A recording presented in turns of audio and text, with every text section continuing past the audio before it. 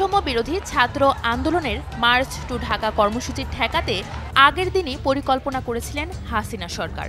2024 সালের 5 আগস্টের কর্মসূচিকে ঘিরে আগের দিন 2 দফায় উচ্চ পর্যায়ের বৈঠক হয়। দ্বিতীয় দফার বৈঠকে প্রধানমন্ত্রীকে আশ্বস্ত করা হয় ঢাকা সরকারের নিয়ন্ত্রণেই থাকবে।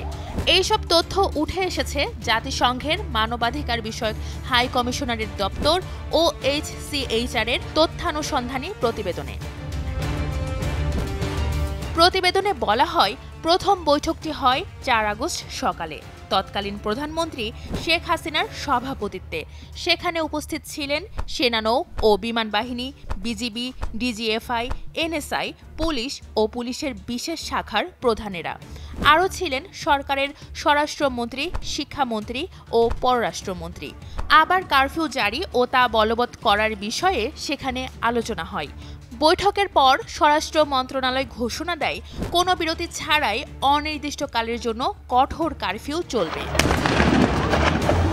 প্রতিবেদনের তথ্য অনুযায়ী দ্বিতীয় দফার বৈঠক হয় 4 আগস্ট সন্ধ্যার পর প্রধানমন্ত্রীর বাসভবনে।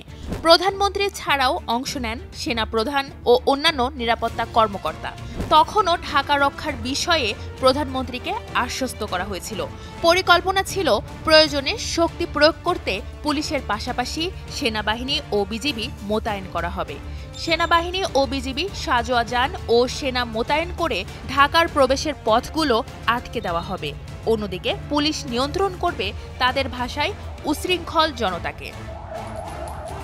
তবে 5 আগস্ট সকালে বিক্ষোভকারীরা ঢাকার প্রবেশপথ দিয়ে আসতে শুরু করলেও তা নিয়ন্ত্রণ করেনি বিজিবি ও সেনাবাহিনী। এমনকি বিজিবি প্রতি ঘণ্টায় বিভিন্ন প্রবেশপথ দিয়ে প্রায় 10,000 থেকে 15,000 বিক্ষোভকারীকে ঢুকতে দিয়েছে, যা তাদের নিয়ন্ত্রণ করার কথা ছিল। এসব দেখার পর এক জ্যেষ্ঠ কর্মকর্তা ব্যক্তিগতভাবে প্রধানমন্ত্রীকে ফোন করে জানিয়েছিলেন, পরিকল্পনা অনুযায়ী কাজ হচ্ছে না। অন্যদিকে পুলিশ তখনও বিক্ষোভকারীদের ঢাকায় প্রবেশে বাধা দিতে প্রাণঘাতী গুলি চালাচ্ছিল। OHCHRকে পুলিশের একজন কমান্ডার জানান, সেদিন সকাল থেকেই সেনাবাহিনী জানত শেখ হাসিনার পতন হয়ে গেছে, কিন্তু পুলিশ জানত না।